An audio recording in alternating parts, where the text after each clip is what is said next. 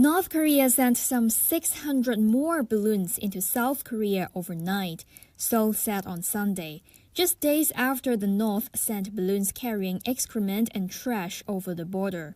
It's considered Pyongyang's latest move to rile its rival neighbor.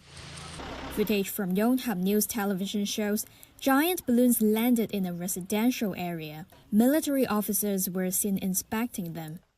The balloons carried garbage such as cigarette butts, cloth, paper waste, and plastic.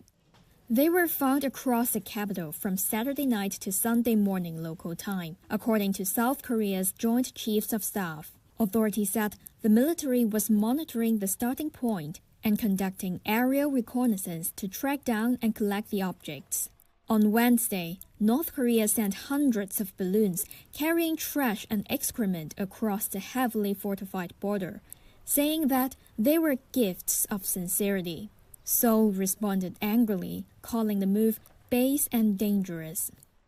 Emergency alerts were issued in North Gyeongsang and Gangwon provinces and some parts of Seoul on Sunday, urging people not to come into contact with the balloons and to alert police.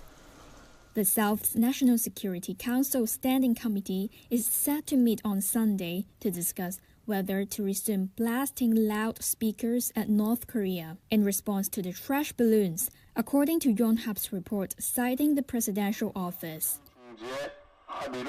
South Korea stopped blaring propaganda across the border in 2018 after a rare summit with North Korean leader Kim Jong-un.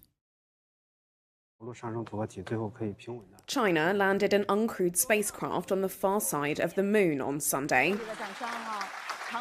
The successful mission elevates China's space power status in a global rush to the moon and puts it a step closer to retrieving the world's first rock and soil samples from the dark lunar hemisphere. Countries, including the United States, are hoping to exploit lunar minerals to sustain long-term astronaut missions and moon bases within the next decade. The landing is China's second on the far side of the moon, a region no other country has reached. If all goes as planned, the Chang'e 6 crafts mission will provide China with a pristine record of the moon's 4.5 billion year history and yield new clues on the solar system's formation. It will also allow for an unprecedented comparison between the dark, unexplored region with the moon's better understood Earth-facing side. The side of the moon perpetually facing away from the Earth is dotted with deep, dark craters, making communications and robotic landing operations more difficult. Chang'e 6 marks the world's third lunar landing this year.